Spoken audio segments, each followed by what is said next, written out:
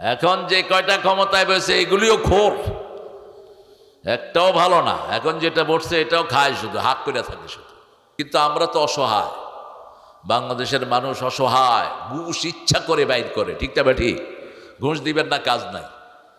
মাদ্রাসায় শিক্ষক নিয়োগ, সেখানে ঘুষ আছে না নাই? আরে কথা কন না কেন? মসজিদের ইমাম হেন আছে? আরে মেয়ে হেন নাই, আন্দাজে কথা কন কেন? দেখাইতে পারবেন নি একটা মসজিদের ইমাম নিয়োগে ঘুষ লাগছে?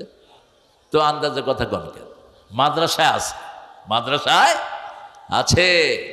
আর স্কুলে তো মাশাআল্লাহ মনে হয় এটা ওনাদের জন্য হালাল, এমন ভাবে খায়, কয় আপনি তো পরীক্ষা ভালো করছেন, কিন্তু স্যার আমাদের এখানে তো একটা নিয়ম আছে, আমাদের এখানে প্রত্যেক টিচার নিয়োগ হইতে হলে 12 লক্ষ টাকা লাগে। সাথে সাথে থাপ্পড়ের চোটে গালের দাঁত ফালা দেওয়া দরকার। ফালাবে কে? যেগুলি ফালাবে সেগুলি তো খায়। যেমন আওয়ামী লীগ যখন ক্ষমতায় ছিল, আমাদেরকে নেতাদের কাছে আমরা আশ্রয় চেয়েছি অনেকে, ঠিক না ঠিক? মাহফিল করার জন্য নেতাকে নিয়ে থানায় গেছে, যায়নি? আরে কথা কন না কেন? এখন কাদেরকে নিয়ে যায়? এখন জামাতকে নিয়ে যায়, বিএনপিকে নিয়ে যায়, বড় দল ছিল, ঠিক না ঠিক? বিএনপির লোকদের প্রশাসনে এখন দৌরাত্ম বেশি না কম? ওনাদের কথা শুনে, কারণ প্রশাসনে এখন ওনাদের অনেক লোকজন আছে। বহুদলীয় রাজনীতির প্রবক্তা হলে এই জিয়াউর রহমান, আল্লাহ তাকে মাফ করে দেন। সংবিধানকে কুফরি সংবিধান বানিয়েছিল শেখ মুজিব, আল্লাহর নাম নাই, সেকুলার। এই সংবিধানের উপর জিয়াউর রহমান লাগিয়েছে আল্লাহর উপর অবিচল আস্থা ও বিশ্বাস, তারপরে লিখেছে বিসমিল্লাহির। বহুদলীয় রাজনীতির প্রবক্তা হলে এই জিয়াউর রহমান, আল্লাহ তাকে মাফ করে দেন। এখন তার লোকেরা যদি নামাজ না পড়ে, সে কিয়ামতে এদেরকে আসামি বানাবে, ঠিক না ঠিক? আগামীর দিনে যদি আমরা কোরআনকে আমাদের পার্লামেন্টে নিয়ে আসতে পারি, যেই দলই যাক, বিএনপি যাক, যারা যাক, তারাই কোরআন দিয়ে চালাবে, ঠিক না ঠিক? কারণ বিএনপি আমাদের দেশে বিসমিল্লাহ শরীফ এনেছে। কি এনেছে? বিসমিল্লাহ। বিসমিল্লাহর মূল সংবিধানে যিনি ঢুকিয়েছেন সেই লোকটার নাম কি? কি নাম? জিয়াউর রহমান। এটা বলতে আপত্তি নেই।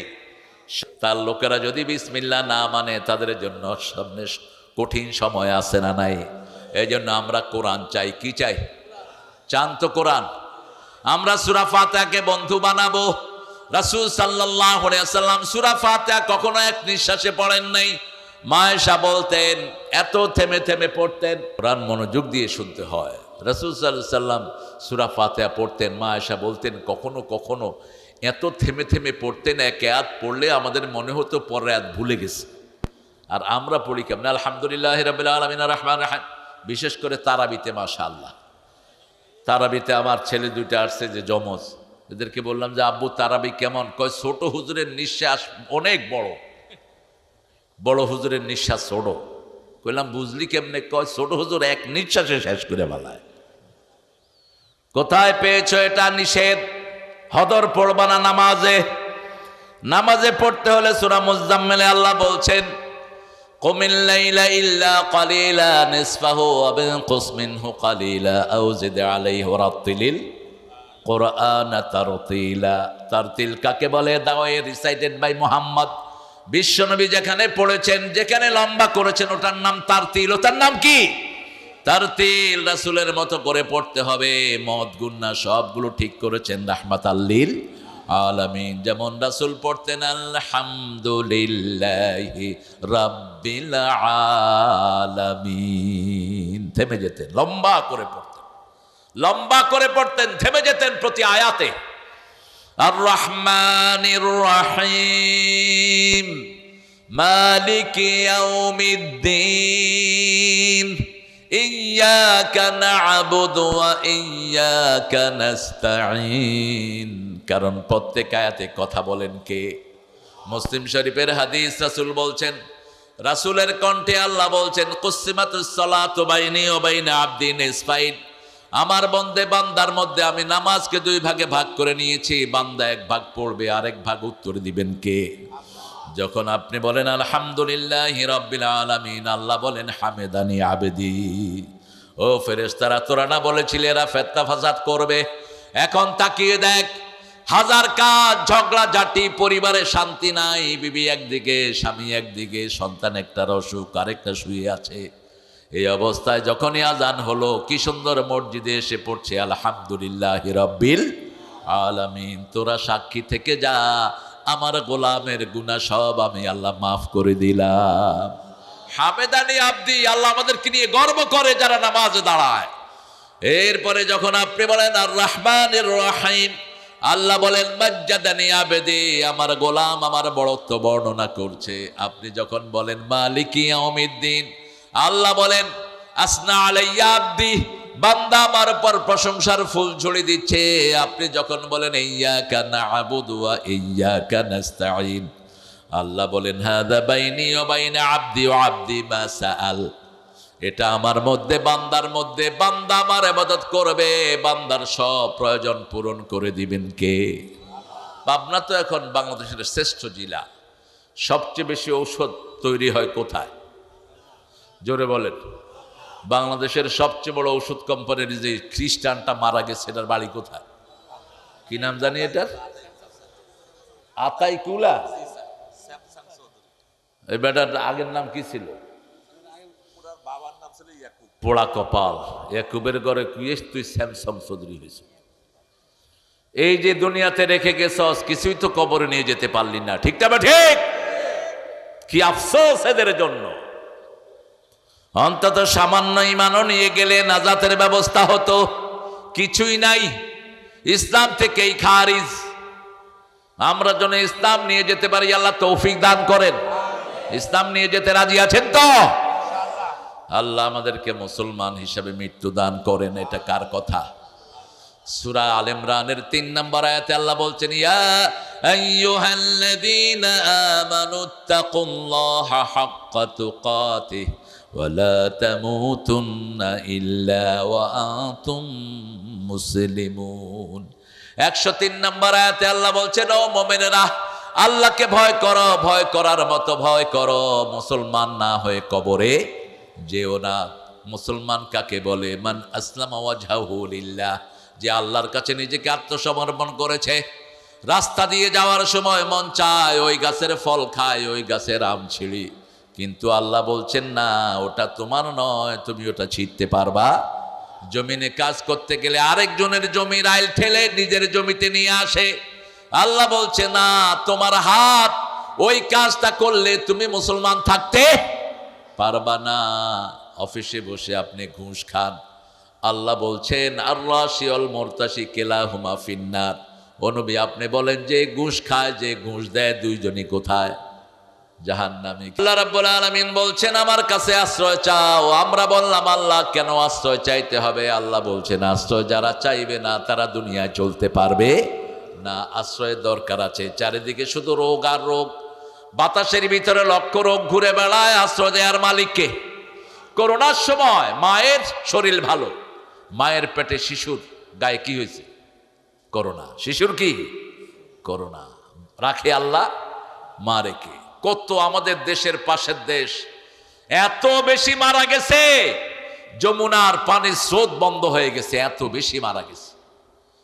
পোড়াইতে পোড়াইতে আল্লাহ কৃনায় সব নদীতে ফেলছে।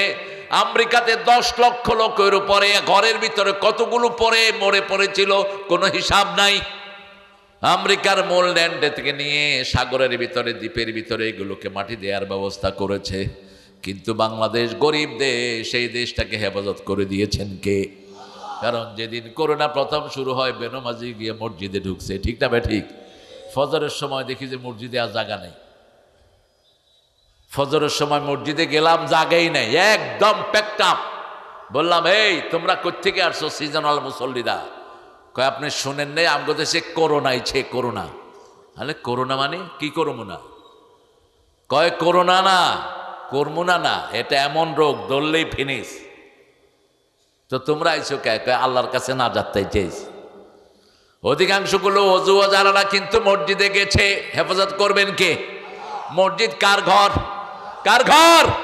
আল্লাহর ঘর। আল্লাহর ঘরে ঢুকলে হেফাজতের দায়িত্ব নেন কে?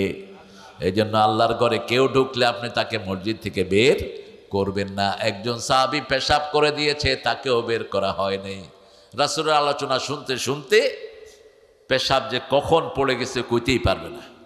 সাহাবাই কেরাম দেখে যে পানি বের হইতেছে, এখন তো হাত গুটায় নিছে, তুই বেড়া এই কাম করার জায়গা পালি না। রাসূল দেখলেন, দেখে বললেন, বাশশিরু ওয়ালা তুনাফিরু আশশিরু ওয়ালা তুআশশিরু বুইসতু মুআসসিরিন, বুখারীর হাদিস। এই সহজ করে দাও, কঠিন করে দিও না।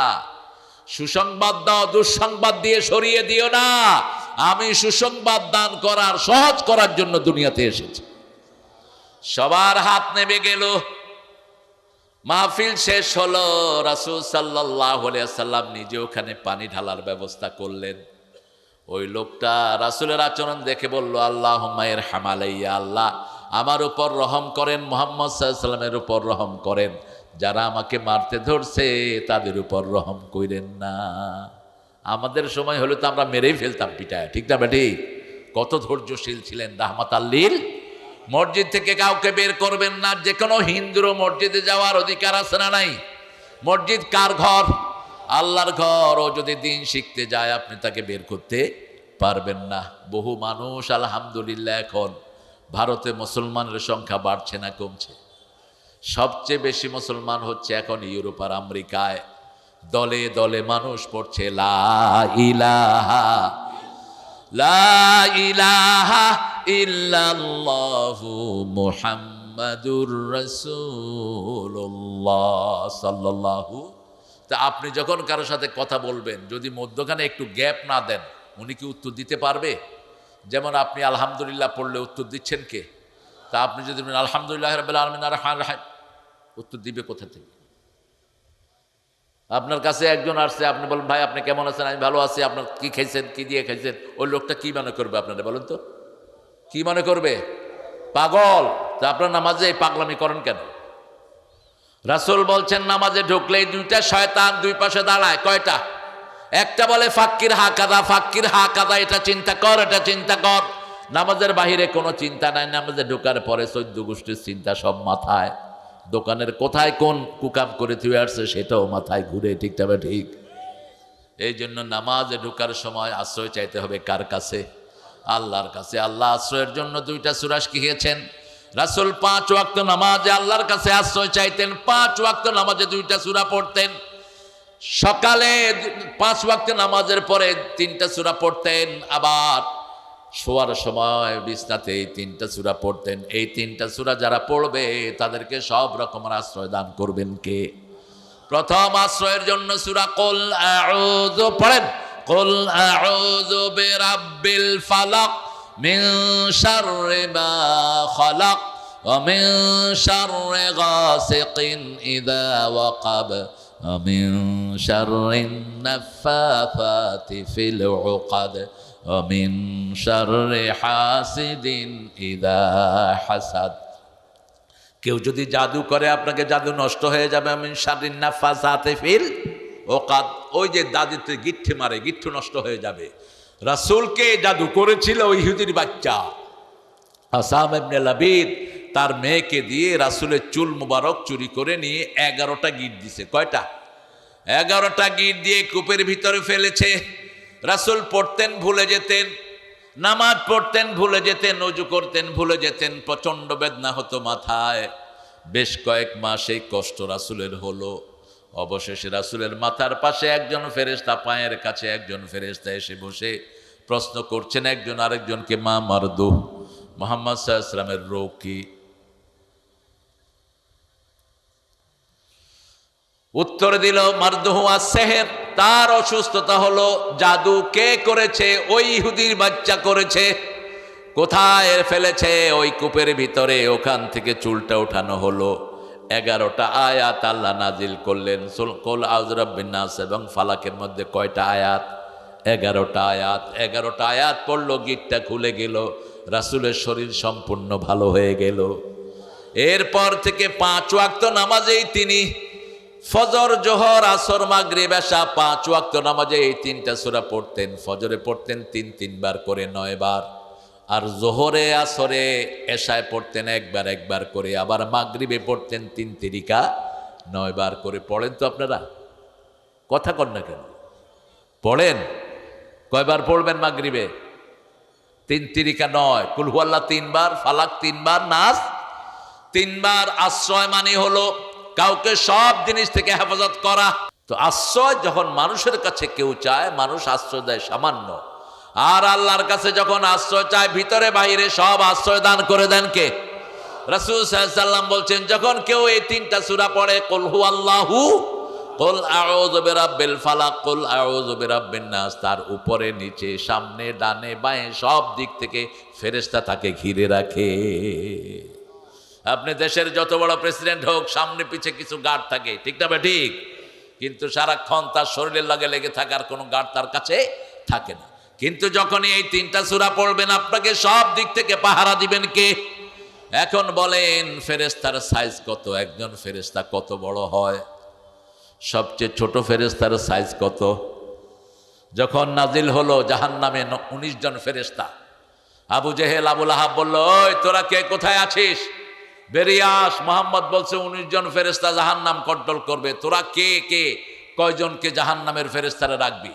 একটা ওইটাকে আমি একলাই 10টাকে রাখুক, আমি হলাম মক্কার সবচেয়ে শক্তিশালী লোক।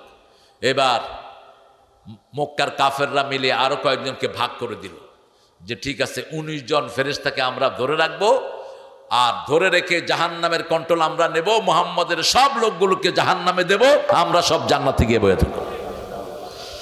আল্লাহর হাবিবের মাধ্যমে আল্লাহ জানালেন এক একজন ছোট ফেরেশতার সাইজ কত। রাসূল বললেন একজন সবচেয়ে ছোট ফেরেশতা হলো উহুদ পাহাড়ের সমান। আরো আসতে কোন সুবহানাল্লাহ। এখন বড় ফেরেশতার সাইজ জিজ্ঞেস করা হলো, যেগুলো উঠে বদদোয়া দিয়ে দিব, বুঝছো? উঠো কেন? এই বদদোয়া দেব, বিছনায় চিতয়ে পড়ে থাকবা 3 মাস। তুমি দেখছো না কোরআন দিয়ে কথা বলছি, সোনাবানের পুঁথি পড়ছি না মূর্খ? কোরআন শোনার নিয়ম কোরআনে আছে না নাই? কথা বলেন না কেন? কি নিয়ম বলেন? ইযা কুরিয়াল কুরআনু ফাসতামিউ লাহু ওয়া আনসিতু লাআল্লাকুম তুরহামুন। যখন কোথাও কোরআন পড়া হয়, আগে দিবে কান, তারপরে দিবে মন। আশা করা যায় সব রহমত আল্লাহ তোমাকে দান করে দিবে। সাহাবায়ে কেরাম যখন রাসূলের বয়ান শুনতেন, পাখি মনে করতে এগুলো মানুষ নয়, এগুলো গাছ। এগুলো কি? মাথার উপরে পাখি বসে যেত, এত স্থবির হয়ে থাকতেন। আর যখন মাঝে মধ্যে সুবহানাল্লাহ বলতেন, 4-5 মাইল দূর থেকে আওয়াজ শোনা যেত। আর আমাদের এই কত হাজার লোক সুবহানাল্লাহ বলছে, নিজেও শুনে নেই। একটু বলেন তো জোরে সুবহানাল্লাহ। এই শুকনা শরীরে আওয়াজ কিন্তু বেশি। আবার বলেন সুবহানাল্লাহ। আমরা সব সময় আমাদেরকে আল্লাহর প্রোটেকশনে রাখবো। কার প্রোটেকশন? আল্লাহর প্রোটেকশন। রাতের বেলায় যখন এই আয়াতুল কুরসি পড়বেন, উহুদ পাহাড়ের মতো একটা ফেরেশতা আপনার শরীরের কাছে দাঁড়িয়ে থাকবে। সারা রাত আল্লাহর পক্ষ থেকে আপনার পাহারাদার হয়ে যাবে। যখন বের হবেন, কুল হুয়াল্লাহু আহাদ। রাসূল যখন ইনসিকিউর ফিল করতেন, যখনই কোনো নিরাপত্তাহীনতা ভুগতেন, রাসূল সাথে সাথে এই 3টা সূরা পড়ে নিজেকে ফু দিয়ে দিতেন। আসুন এখন আমরা এটার অর্থের দিকে যাই। আউযু বিল্লাহি মিনাশ শাইতানির রাজিম। আশ্রয় চাই কার কাছে? বিতাড়িত শয়তান থেকে। বিসমিল্লাহির রহমানির। সব কাজের আগে একজনের নাম, তিনি কে? তিনি দয়ালু, তিনি মেহেরবান। আলহামদুলিল্লাহি রাব্বিল আলামিন। আলহামদু আলিফ লাম ইস্তিগরাকি। পৃথিবীতে যত প্রশংসা, সব প্রশংসার মালিক কে? একজন মানুষের চেহারা সুন্দর, প্রশংসা কার? আমার এই পাবনাতে সব ফসলগুলো সুন্দর। আপনাদের এখানে দেখছি কাঁচা মরিচও কি সুন্দর, এত সবুজ কাঁচা মরিচ ঢাকায় নাই। ঢাকায় আপনারা পাঠাইলে বাসি টাসি হইয়া, এগুলি আমরা ঘরে নেই। এখানে তো গাছ থেকে ছিঁড়ে এনেছে, তাজা তাজা, মনে হয় শুধু কাঁচা মরিচই। এত তাজা জিনিস এখানে, আলহামদুলিল্লাহ বলে। এগুলির জন্য প্রশংসা কার? আল্লাহর প্রশংসা। আপনার ছেলেটা ভালো রেজাল্ট করেছে, প্রশংসা কার? আল্লাহর প্রশংসা। বাংলাদেশে এখন ধরাধরি নাই, মামলা নাই, গুম নাই, প্রশংসা কার? আল্লাহর প্রশংসা। সেজন্য আল্লাহ বলছেন আলহামদুলিল্লাহি রাব্বিল। আমরা বললাম আল্লাহ এই প্রশংসাটা আর কারা করে? আল্লাহ বলছেন সবচেয়ে বড় হলো আমার আরশ। এই আরশ বহনকারী ফেরেশতারা আমার প্রশংসা আলহামদুলিল্লাহ করে। সূরা জুমারের শেষ আয়াতে আল্লাহ বলছেন, অতারাল মালাইকাতা হাফিনা মিন হাউলিল আরশ ইউসাব্বিহুনা বিহামদি রাব্বিহিম ওয়া কুদিয়া বাইনাহুম বিল হক ওয়া কিলা আলহামদুলিল্লাহি রাব্বিল আলামিন। রাসূল সাল্লাল্লাহু আলাইহি সাল্লাম বলছেন, সবচেয়ে বেশি যে আলহামদুলিল্লাহ পড়ে সবার আগে সে জান্নাতে চলে যাবে। সবচেয়ে বেশি আলহামদুলিল্লাহ পড়েছেন রাহমাতাল লিল, সবার আগে তিনি জান্নাতে চলে যাবেন। আপনার বিবি আপনার জন্য সুন্দর রাঁধছে, প্রশংসা কার? আর ডাইলে একটু লবণ কম হয়েছে, গুসা কার? একজন সাহাবী পড়েছেন, আল্লাহ আপনার প্রশংসা এতটুকু যতটুকু আপনার ক্ষমতা। আল্লাহর ক্ষমতার কোনো শেষ নাই। সাগরকে নগর করেন, নগরকে সাগর করেন। এরপরে বলেছেন, আপনার সাম্রাজ্য যত বড়, আপনার প্রশংসাও। ফেরেশতার কলম বন্ধ। ফেরেশতা বলছে, মা আকতুবু আলা হাযা ইয়া রব, ও রব, should I write against this prayer? এই দোয়ার ফজিলত আমি কি লিখব? আল্লাহ বললেন, উকতুব কামা ক্বালা আবদি, বান্দা যেভাবে বলেছে সেভাবে লিখে রাখো। আনা আজজি বিহ, আমি আল্লাহ নিজেই তার পুরস্কার দিয়ে দেব। ইসলাম অনেক উদার। আপনি কারোর জন্য দোয়া করবেন, আগে আপনার জন্য দোয়াটা কবুল হবে, তারপরে যার জন্য করেছেন তার জন্য কবুল হবে। আপনি যদি বলেন আল্লাহ আব্বাকে মাফ করে দেন, আল্লাহ আগে আপনাকে মাফ করে দিবেন। আপনি যদি বলেন যে আল্লাহ এখানে বিএনপি, আওয়ামী লীগের, জামাতের যত লোক আছে সবাইরে মাফ করে দেন, আল্লাহ আগে আপনারে মাফ করে দিবেন। সবার জন্য দোয়া করতে কোনো অসুবিধা নাই, কারণ সব দলে কিছু নামাজি। কথা কন না কেন? এক বেডি গেছে মসজিদ, আরেক বেডি সব আলেমদেরকে গোলায় রাখছে। মসজিদ করছে কোন বেডি? কথা কয় না। মসজিদ তো করছে, যেমনি করুক, করছে তো। আর খালেদা জিয়া তিনি আলেমদেরকে কখনো মারেন নাই, আলেমদেরকে ভালোবেসেছেন তিনি। আল্লামা সাইদির মতো লোককেও তিনি বুকে আগলে রেখেছেন। আর জামাতের যারা আছে, জামাত সহ ইসলামী দলগুলো, আল্লাহ এদের সবাইকে এক করে দিন। ইবনে মাসউদ রাদিয়াল্লাহু আনহু এরকম শুকনা ছিলেন, এত শুকনা ছিলেন, উনি এক গাছে উঠছে, নিজের ঠ্যাঙ্গুলি ছাগলের ঠ্যাঙ্গের মতো মনে হচ্ছিল। তো কয়েকজন সাহাবী বলল যে ঠ্যাঙ্গুলি তো ছাগলের ঠ্যাঙ্গের মতো। রাসূল শুনে বললেন, এই ঠ্যাং কিয়ামতের ময়দানে উহুদ পাহাড়ের চেয়ে বেশি ভারী হয়ে যাবে। আমলের গণ্ডি এত বেশি ছিল। তিনি তেলাওয়াত করতেন, রাসূল বলতেন, ইবনে মাসউদ তুমি তেলাওয়াত করো। তিনি বলতেন, আকরাউ আলাইক ওয়াল কোরআন উনজিলা ইলাইক, আমি আপনার উপর তেলাওয়াত করব, কোরআন তো নাজিল হয়েছে আপনার উপর। ইবনে মাসউদ যখন তেলাওয়াত করতেন, রাসূল কাঁদতেন আর বলতেন, তোমার তেলাওয়াতের সাথে জিবরাইল আমিনের তেলাওয়াত মিলে যায়। এই ছোট্ট শরীরে কত জ্ঞান আল্লাহ তাকে দিয়েছেন। রাসূলের 7 জন মুফতি ছিলেন, কয়জন? এই 7 জনের মধ্যে উনি ছিলেন হেড। উনি ছিলেন কি? সৈয়দুল ফুকাহা ছিলেন ইবনে মাসউদ রাদিয়াল্লাহু আনহু। আল্লাহ আমাদের এই সহসভাপতিকে ওনার মতো কবুল করুক। আবু তালেব রেখেছেন নাম, এই নামটা কোনো সাহাবী রাখেন নেই কিন্তু, কারণ আবু তালেব শেষ পর্যন্ত কালেমা পড়তে পারেন নাই। রাসূল বলছেন, একবার একটু কালেমা পড়েন, আপনি একবার কালেমা পড়লে বাকি দায়িত্ব আমার। কিন্তু কাফেররা ঘুরেছে সারা জীবন, এটার বিরুদ্ধে ছিলে, এখন মৌতের সময় স্যালেন্ডার করবা না, দরকার নাই, এমনিই চলে যাও।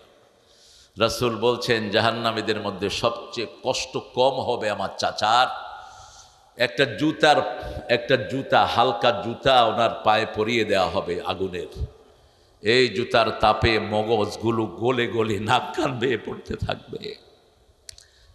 আল্লাহ আমাদেরকে জাহান্নাম থেকে বাঁচিয়ে দেন, আমাদেরকে জাহান্নামের আগুন থেকে হেফাজত করেন।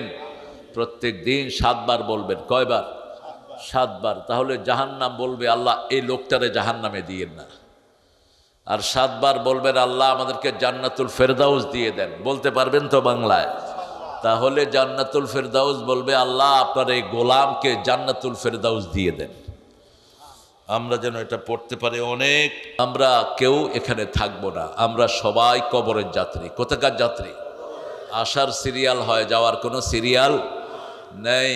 ছেলের হাতে দেখা যায় বাপের হাতে নাতির লাশ অথবা বাপের হাতে ছেলের লাশ, এটাই হলো পৃথিবী। আমরা কেন এসেছি পৃথিবীতে, কি জন্য চলে যাব, এটার সবগুলোর উত্তর কোন কিতাবে পাওয়া যায়? কোন কিতাব? আল কোরআনে পাওয়া যায়। রাসূল রাতে 4টা সূরা পড়তেন। আপনারা, আমি আশা করব আজকে চেষ্টা করবেন এই 4টা সূরা পড়ার জন্য। প্রথম পড়তেন সূরা মুল্ক। কোন সূরা? এরপরে পড়তেন সূরা সিজদা। রাসূল সূরা পড়লে সবসময় জোড়া মিলাতেন। কি মিলাতেন? জোড়া, মাসনা মাসনা মাসনা। যেমন রাতের নামাজ পড়তেন 2 রাকাত 2 রাকাত, ঠিক সূরা মিলাতেন মাসনা। যেমন কুল ইয়া আইয়ুহাল কাফিরুন পড়লে সাথে পড়তেন কুল হুয়াল্লাহু আহাদ। আলাম নাশরাহ পড়লে তার আগে পড়তেন অদ-দুহা ওয়াল লাইলি ইযা সাজা। সূরা আ'লা পড়লে পরে পড়তেন গাশিয়াহ। এখানেও সূরা মুলকের সাথে পড়তেন সূরা সাজদা। কোন সূরা? সূরা সাজদা পড়তেন। আর পড়তেন সূরা বনি ইসরাঈল। বনি ইসরাঈলের সাথে পড়তেন সূরা জুমার। আর 2টা আয়াত পড়তেন, সূরা বাকারার শেষ 2 আয়াত। এই 2 আয়াত যারা পড়বে সারা রাত ফেরেশতারা তার জন্য সওয়াব লিখতে থাকবে। একটা লোক সারা রাত দাঁড়িয়ে নামাজ পড়লে যে সওয়াব পাবে, ওই লোক ওই 2 আয়াত পড়ে শুয়ে থাকলে তার চেয়ে বেশি সওয়াব পেয়ে যাবে। রাসূল বলছেন শুধু সওয়াব পাবে না, সব বিপদ থেকে বাঁচার জন্য এই 2টি আয়াতই যথেষ্ট। সব শান্তি পাওয়ার জন্য এই 2টি আয়াতই যথেষ্ট। সব রকমের বরকত পাওয়ার জন্য এর চেয়ে বরকতি আর কোনো সূরা। ফাইনালি বললেন এই 2টি আয়াত যে পড়বে মৃত্যুর পরে তার সমস্ত শরীরে আল্লাহ নূরের বাতি তৈরি করে দিবেন। কবরে গেলে আর কোনো লাইট নাই, কবর অন্ধকার। পৃথিবীর সব আলো লাগিয়েও কবরকে আলোকিত করা যাবে না। কবর আলোকিত হবে একমাত্র কোরআনের আলোতে। কিসের আলো? কোরআনের আলো আর নামাজের আলোতে। কবরে রাখার সাথে সাথে রাসূল সাল্লাল্লাহু আলাইহি সাল্লাম বলছেন কবর সবাইকে চাপ দিতে আসবে, কোনো মানুষ নাই যাকে কবর চাপ দিতে আসবে না। যখন মাথার দিক থেকে আসবে, কোরআন দাঁড়িয়ে যাবে মাথার সামনে। কোরআন দাঁড়িয়ে বলবে এটা আমার বন্ধু, খবরদার এদিক দিয়ে আসবা না। কবর দাঁড়িয়ে যাবে। ডান দিক থেকে আসতে লাগলে নামাজ দাঁড়িয়ে যাবে ডান দিকে, বাম দিকে তার যাকাত দাঁড়াবে, পায়ের কাছে সদকা দাঁড়াবে। এই আমলগুলো যারা করবে তাদেরকে বাঁচিয়ে দিবেন কে? আপনার পরিচয় যাই হোক, আপনাকে আমল করতে হবে। প্রথম আমল হলো লা ইলাহা। এটা তো বুঝেই না। এজন্য সূরা মুহাম্মদে আল্লাহ বলছেন ফা'লাম আন্নাহু লা ইলাহা। তোমরা জানো এটার ভিতরে কি পড়ছো। একটা কালেমা পড়ার সাথে সাথে জাহান্নাম হারাম হয়ে যায়। একজন মানুষ যদি এই লোকটাকে মারে, ওই লোকটা জাহান্নামী হয়ে যায়। কালেমা যে পড়বে তার জন্য জিম্মাদার হয়ে যান কে? কি আছে এই কালেমার ভিতরে? ছোট্ট কালেমা। কি দিয়েছেন আল্লাহ এই কালেমার ভিতরে, আমরা সেটা জানবো। আল্লাহ তৌফিক দান করুক। অনেকগুলো সূরা আজকে আমার সামনে ঘুরছে, কোনটা থেকে কথা বলি? আপনারা বলেন তো, কোনটা থেকে কথা বললে আপনারা খুশি হবেন? কেন উঠবা? সকালে ক্লাস আছে। ফিরত চলে যাবে। আমি দোয়া করছি তার 2টা বাচ্চার জন্য আপনারা দোয়া করবেন। মেয়েটা বড়, ছেলেটা ছোট। একটা বাচ্চা মারা গেছে, ওই বাচ্চাটা যেন নাজাতের কারণ হয়ে যায়। আমাদের স্যার কালকে সকালে ক্লাস আছে, সেই জন্য চলে যাচ্ছেন। আল্লাহ স্যারকে সহি সালামতে পৌঁছিয়ে দিক। এখানে আরেকজনকে বসাও। হ্যাঁ, এখানে আরেকজনকে বসাও। গদি খালি রাখলে দেখো না, হাসিনা চলে যাওয়ার পরে ইউনূস বসে গেছে। এটা খালি রাখলে আরেকজন বসে যাবে। বসো কেউ। আল্লাহ রাব্বুল আলামিন 114টা সূরা দিয়েছেন। আপনারা বলেন তো সর্বশ্রেষ্ঠ সূরা কোনটি? কোন সূরা পড়লে আল্লাহ সবচেয়ে বেশি খুশি হন? কোন সূরা পড়লে অর্ধেক কোরআনের সওয়াব আমলনামায় লেখা হয়ে যায়? হায় হায়, ইন্না লিল্লাহি ওয়া ইন্না ইলাইহি রাজিউন। এটা হেফজখানার প্রোগ্রাম না? তো এই সূরার খবর জানেন না আপনারা? কোন সূরা ছাড়া নামাজ হয় না?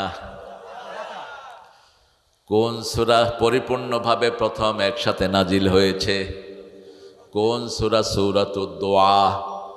যত হুজুর আছে কোন সূরা পড়ে ফু দেয়? ফু দেওয়ার সময় আসতে পড়ে, যাতে সাধারণ মানুষে টেন না পায়। বুঝেন নাই? সাধারণ মানুষ টের পেলে তো ওরা আর হুজুর কাছে যাইব না, কইব এটা তো আমিও পারি, আমি পইরা আমি ফু দেব। আমি ছোটবেলায় এক হুজুরের কাছে গেছিলাম ফু দেওয়ার জন্য, দেখি যে ফু দেওয়ার সময় আসতে কইতেছে, বললাম যে একটু জোরে পড়েন, চুপ। আমি বললাম তোমার চুপ বাইর করুম, আমি একটু বড় হই। বুখারী শরীফ খুলে দেখি যে সূরা ফাতিহা পড়ে। কোন সূরা? সূরা ফাতিহা। ফু লাগলে মায়ের থেকে নিবেন। সারা দুনিয়ার হুজুর মিলে ফু দিলে যা না হবে, মা শুধু মাথায় বিসমিল্লাহ বলে হাত দিয়ে সবার আগে কবুল হয়ে যাবে। সারা দুনিয়ার সব আলেম, সব লোকেরা দোয়া করলে যা না হবে, পিতামাতা দোয়া করলে সবার আগে কবুল করে নিবেন কে?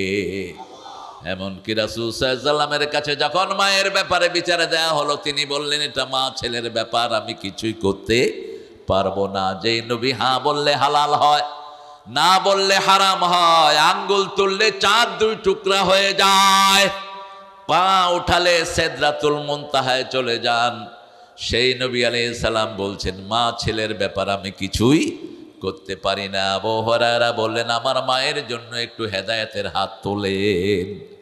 রাসূল হাত তুললেন, আল্লাহুম্মা ইহদি উম্মা আবু হুরায়রা, হে আল্লাহ আবু হুরায়রার মাকে হেদায়েত দান করে দেন। তিনি দৌড়ানো শুরু করলেন।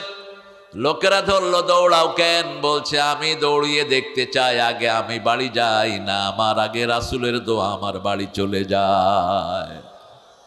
গিয়ে দরজা নক করলেন। গত রাতের সেই কর্কশ শিরকের কর্কশ কণ্ঠ তিনার আর নাই। তিনি দরজা খুলে বললেন, বাবা গত রাতে তোমাকে মেরে বড় ভুল আমার হয়ে গেছে। যে কালেমা তোমাকে এত বড় করেছে, আমি তোমার গায়ে হাত তুলেছি, তুমি নীরবে সহ্য করেছো। আমাকে সেই ইসলামের কাছে নিয়ে চলো, আমি পড়ে নেই লা ইলাহা ইল্লাল্লাহু মুহাম্মাদুর রাসূলুল্লাহ সাল্লাল্লাহু। রাসূল একজন সাহাবীর হাত ধরলেন, হাত ধরে বললেন, আদুল্লুকা আযামু সূরা মিনাল কোরআন, তোমাকে কোরআনের সর্বশ্রেষ্ঠ সূরা আমি শিখিয়ে দেব। সালাত শেষের পরে রাসূল সাল্লাল্লাহু আলাইহি ওয়াসাল্লাম চলে যাচ্ছিলেন। ওই সাহাবী বলেন, ইয়া রাসূলুল্লাহ, আপনি না বলেছেন কোরআনের সর্বশ্রেষ্ঠ সূরা আমাকে শিখাবেন, শিখিয়ে দেন। রাসূল বললেন, হিয়া সাবআম মিনাল মাসানি ওয়াল কোরআনাল আযীম, সেটা হলো ৭টা আয়াত। এই ৭টা আয়াতের চেয়ে শ্রেষ্ঠ কোন সূরা কোরআনে? কোন সূরা? কোন সূরা? ওমর ফারুক রাতে মদিনা পাহারা দিতেন। আমাদের এগুলি তো নাক ডাকিয়া ঘুমায়। ইসলামের মধ্যে আর অন ইসলামের মধ্যে পার্থক্য হলো, ইসলামের নেতারা জেগে থাকে, কর্মীরা ঘুমায়। আর ইসলাম যেখানে নাই, নেতারা জেগে থাকেন, নেতারা ঘুমায়, কর্মীরা জেগে থাকে। মানুষ কষ্ট করে, নেতাদের আরাম হয়, ঠিক না বে ঠিক? আর ইসলামের ব্যাপারটা হলো তার উল্টা। ইসলামের নেতারা কষ্ট করবে, সাধারণ মানুষ শান্তিতে থাকবে। মানুষ যখন এসার পরে ঘুমাতে যেতেন, সাইয়েদনা ওমর ফারুক রাস্তায় হাঁটতেন আর বলতেন, ফোরাতের তীরে যদি কুকুরও না খেয়ে মারা যায়, আমি ওমরকে আসামির কাঠগড়ায় দাঁড়াতে হবে। কোথায় কে আছে, দুঃখে আছে না সুখে আছে, সারা রাত মানুষের খবর নিতেন। তিনি দাঁড়িয়ে আছেন, হঠাৎ করে দেখে অন্ধকারের ভিতরে কতগুলো মানুষ মদিনার দিকে ঢুকছে। তিনি দাঁড়িয়ে বললেন, মান আনতুম, তোমরা কারা? ওমরকে দেখলে শয়তান রাস্তা চেঞ্জ করে ফেলতো, বুখারীর হাদিস। ওমর যদি এই রাস্তায় উঠতেন রাদিয়াল্লাহু আনহু, ওই মাথায় শয়তান থাকলে শয়তান তাড়াতাড়ি অন্য রাস্তায় চলে যেত। সুবহানাল্লাহ বলবেন না? কি শক্তি রুহানি আল্লাহ তাকে দান করেছেন। ফিজিক্যালিও তিনি অসম্ভব শক্তিশালী ছিলেন। 2 আঙ্গুলে মানুষকে তুলে ধরতেন, এরকম তুলে ধরে হেড দিতেন মাথা দিয়ে। এমনি মক্কার লোকেরা এত ভয় পেত না ওমরকে। বিশাল শরীর, কপালের সামনের দিকে চুল কম ছিল, পিছনের দিকে চুল ছিল ঘাড় পর্যন্ত ঝুলানো, পুরা বুক ভরা ছিল দাড়ি। ওমর যখন কারো সামনে দাঁড়াতেন, তার খাওয়া হজম শেষ। ওমর ফারুক রাদিয়াল্লাহু আনহু বলেন, মান আনতুম, এই তোমরা কারা?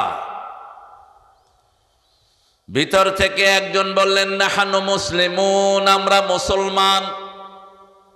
ওমর ফারুক প্রশ্ন করলেন, যদি মুসলমান হও, দুল্লানি আযমু সূরা মিনাল কোরআন, কোরআনের সর্বশ্রেষ্ঠ সূরা কোনটা বলো, বলেন। ভিতর থেকে একজন বললেন আলহামদুলিল্লাহি রাব্বিল আলামিন। এবার তিনি বললেন কোরআনের সর্বশ্রেষ্ঠ আয়াত কোনটি? ভিতর থেকে একজন পড়ছেন আল্লাহু লা ইলাহা ইল্লা হুয়াল হাইয়ুল কাইয়্যুম লা তাখুযুহু সিনাতুন ওয়ালা নাওম। এবার তিনি বলছেন আসকালু সূরা মিনাল কোরআন, কোরআনের সবচেয়ে ভারী আয়াত কোন সূরায় আছে? কোন সূরা, কোন আয়াতটি সবচেয়ে ভারী? ভিতর থেকে উত্তর আসতেছে ফামাইয়া আমাল মিসকালা যাররাতিন খায়রান ইয়ারাহু ওয়া মাইয়া আমাল মিসকালা যাররাতিন শাররান ইয়ারা। ওমর ফারুক বললেন না আনতা ইবনে মাসউদ, তুমি কি ইবনে মাসউদ নাকি? ইবনে মাসউদ বললেন না আনতা ওমর, তুমি কি ওমর নাকি? অন্ধকারের ভিতরে একজন আরেকজনকে চিনে ফেললেন, জড়িয়ে ধরলেন দুইজনকে। জড়িয়ে ধরার পরে দুইজনকে নিয়ে মসজিদ নববীতে গেলেন। আলহামদুলিল্লাহ।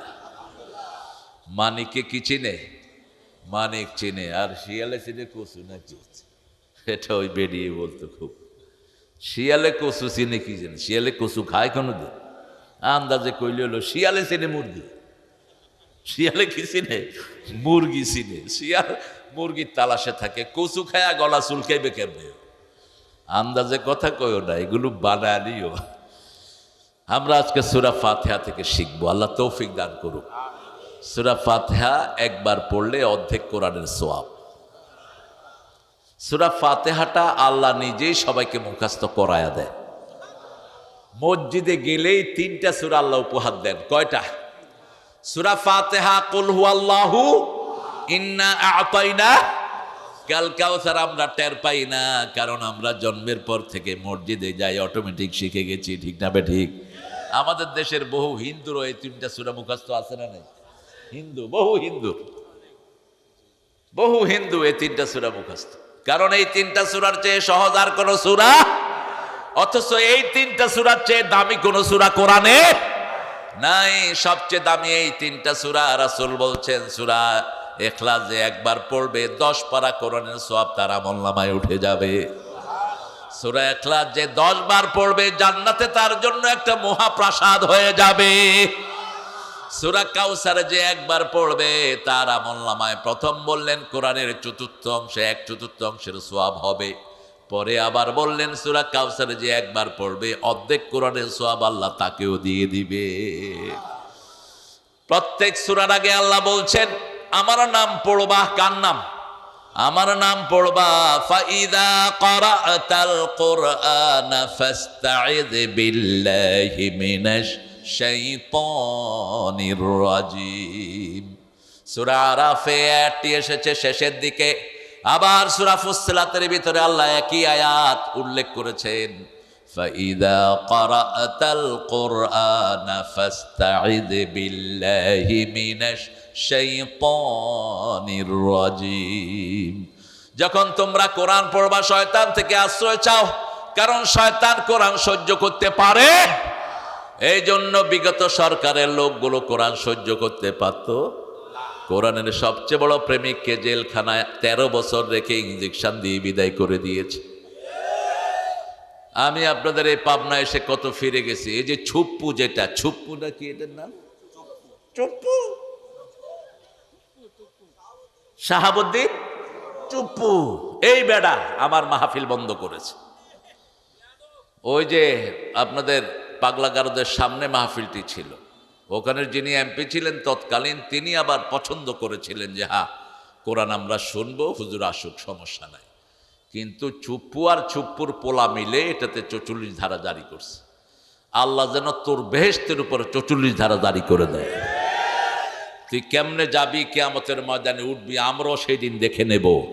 লক্ষ লক্ষ মুসলমান চোখের পানি ফেলেছে, আল্লাহকে গজব দিয়েছে, আল্লাহকে বলেছে আল্লাহ এই চুপ্পুর পরিবারের উপর তুমি গজব নাজিল করো। এসপির সাথে কথা বলা হয়েছে, এসপি বলছে আমার হাত পা বাঁধা, আমাকে প্রেসিডেন্ট বলেছে এই প্রোগ্রামটা যেন না হয়। আমরা কোরআনের পক্ষে থাকবো, ঠিক না ঠিক? পক্ষে থাকতে রাজি আছেন তো মুসলমান? হাত তুলে দেখে দাও।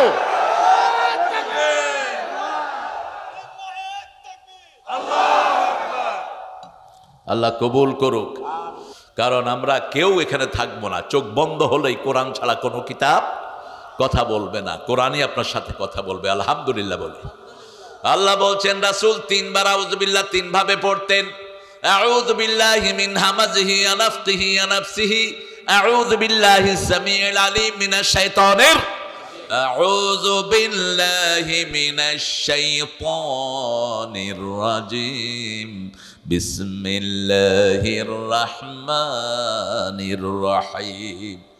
পাবনাতে কিন্তু মদের বার বেশি, আপনাদেরকে বলে দিচ্ছি। পাবনাতে বিশেষ করে রূপপুরে এই আণবিক চুল্লি বসাইতে গিয়ে রাশিয়ান বাঁদরদের জন্য সেখানে মদের বার স্থাপন হয়েছে। আমি দাসুরিয়াতে বলেছিলাম এই রূপপুরে এটা দরকার নেই, আমাদের ছেলেদেরকে নোংরা করতেছে, আমাদের পরিবেশ নষ্ট করতেছে এই রূপপুরের বাঁদরগুলো। আমার দেশে আসলে হারাম বর্জন করে আসতে হবে, ঠিক না বা ঠিক?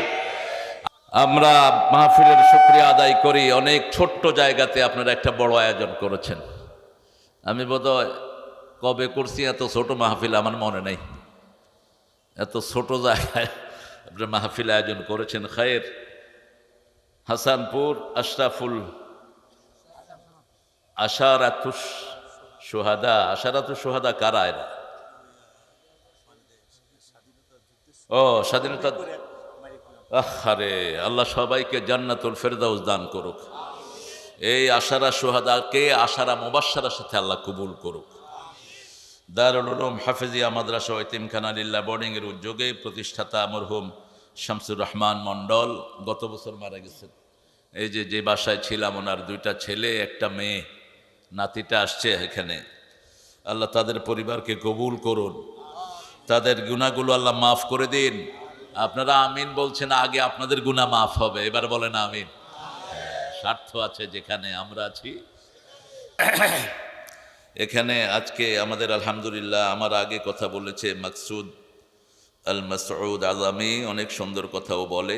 এমটা বাদ দিয়ে দিও, এই অ্যালফাবেট লাগানোর কোনো সিস্টেম ইসলামে নেই। MNOPQRSTUV এগুলোর দরকার নেই। মোহাম্মদ খালাস, মোহাম্মদ কি মোহাম্মদ লাগিয়ে দিবেন পুরো। হজরত মোহাম্মদ মৌলানা আলামিন সিরাজি বেলকুচি, তিনিও কথা বলেছেন, শুনতে পারলে আমার লাভ হতো। আজকে সভাপতিত্ব করছেন আমাদের স্যার ফিরোজার, আমি একই হলের ছাত্র, ঢাকা ভার্সিটিতে ফিরোজও জসিমউদ্দিনের ছাত্র, আমিও জসিমউদ্দিনের ছাত্র। ঢাকা ভার্সিটিতে পড়তে হলে কোনো হলের সাথে একটা স্টেশন লাগে। ও ছিল দোতলাতে, আমি তিনতলাতে ছিলাম। তা আমি ওর বেশি না, 7 বছর সিনিয়র আর কি। আমি 89-তে আমার শেষ হয়ে গেছে ইউনিভার্সিটি। আমি রাষ্ট্রবিজ্ঞানে ছিলাম ঢাকা ভার্সিটিতে, আর উনি ছিলেন ফিলোসফিতে। ভালো সাবজেক্ট। আল্লাহ আমাদের এই স্যারকে কবুল করুন, আরও জোরে আমিন। এই স্যারের সাথে যত স্যার এসেছেন সব স্যারকে আল্লাহ কবুল করুন। এখানে আমাদের আরেকজন মেহমান এখানে আমরা পেয়েছি, আলহাজ আবু তালেব মণ্ডল সহসভাপতি। মাশাআল্লাহ, এত শুকনা, সর্বনাশ। আল্লাহ, কেমনে থাকলেন এত শুকনা? ভালো লোকেরা এসেছেন, বিশেষ করে প্রিয় মানুষেরা। আজকে মাহফিল পরিচালনা করছেন হাবিবুর রহমান, সহসভাপতি অত্র মাদ্রাসা। মাশাআল্লাহ, আলহামদুলিল্লাহ, সুন্দর নাম, মানুষও সুন্দর। অনেক গুণী জ্ঞানী মানুষেরা এসেছেন। আমি ছাত্র হতে পারি, এরকম অনেক ওলামা হযরত এখানে থাকতে পারেন, অনেক স্যাররা থাকতে পারেন, primary sir, high school, college, ইউনিভার্সিটির স্যার, বিভিন্ন পেশায় জড়িত আবার বৃদ্ধা বনিতা, সব দলের প্রিয় ভাই এবং বোনেরা এসেছেন। হিন্দু সম্প্রদায়ের ভাই বোনেরা থাকতে পারেন, যতজন এসেছেন আল্লাহ সবাইকে কোরআনের জন্য কবুল করুক।